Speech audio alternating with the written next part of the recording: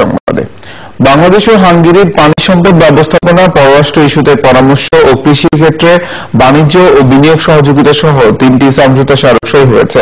যৌথ বিবৃতিতে প্রধানমন্ত্রী শেখ হাসিনা সন্ত্রাসের বিরুদ্ধে সরকারের জিরো টলারেন্স পুনর্ব্যক্ত করেন। শেখ হাসিনার নেতৃত্বে প্রশংসা করেন হাঙ্গেরির প্রধানমন্ত্রী Victor Orban. নীলাদ্রিশেখর report.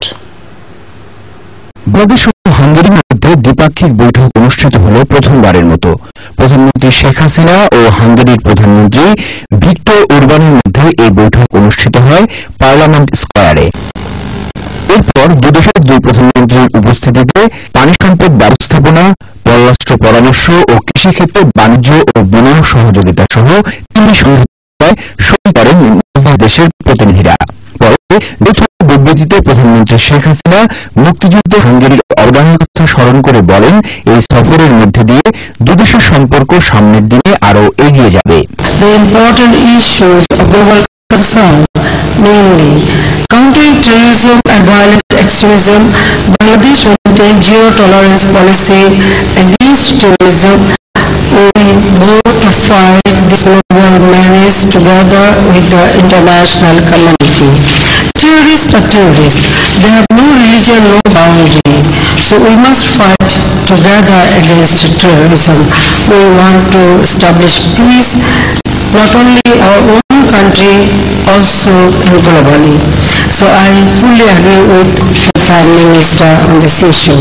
We want to see a world which is free from poverty, hunger, injustice and inequality. We are obliged to build a peaceful world for our children. Our common resolve is to work together for shared prosperity of our people through mutually beneficial economic cooperation.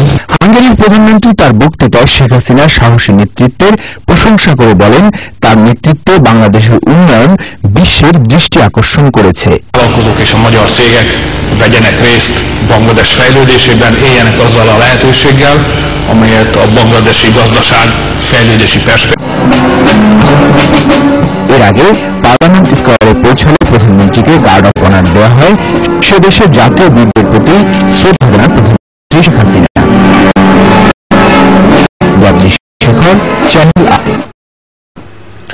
প্রধানমন্ত্রী শেখ হাসিনাকে বহনকারী ফ্লাইটের জরুরি অবতরণের ঘটনায় বিমানের নিজস্ব তদন্ত দুপুরে রিপোর্ট দেবে। বেসামরিক বিমান পরিবহন মন্ত্রী রাশেদ খান মেনন বলেন, রিপোর্ট হাতে পাওয়ার সঙ্গে সঙ্গে দোষীদের বিরুদ্ধে ব্যবস্থা নেওয়া হবে। রিপোর্ট।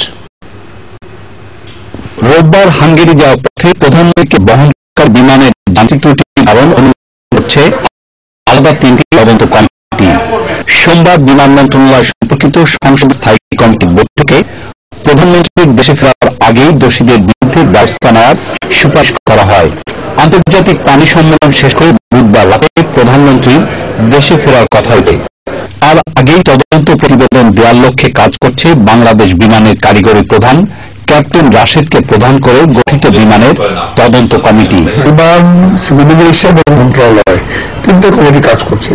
এর বাইরেও কিন্তু বিভিন্ন সিকিউরিটি এজেন্সিস তারাও তদন্ত করছে এই সব বিষয়গুলোকে নিয়ে।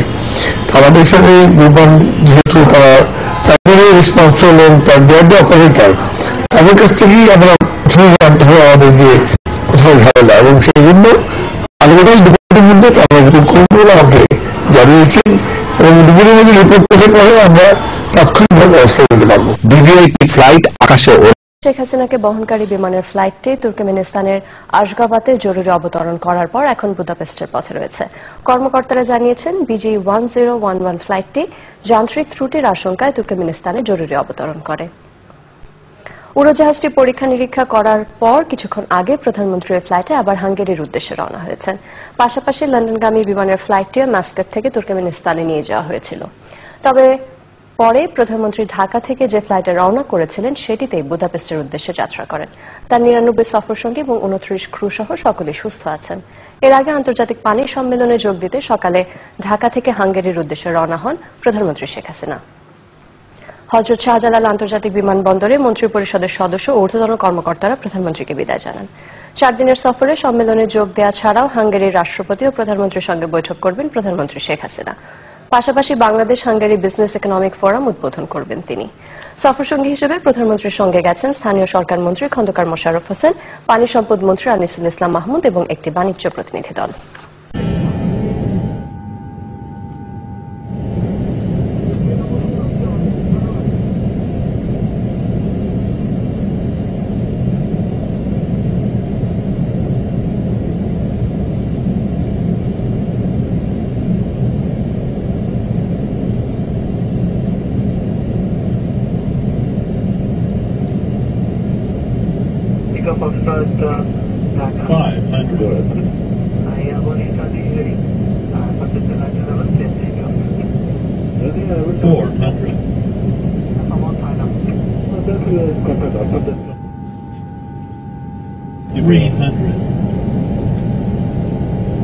Minimums.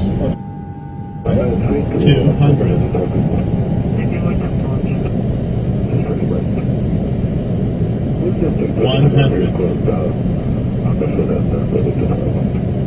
50, 40, 30, 20, 10.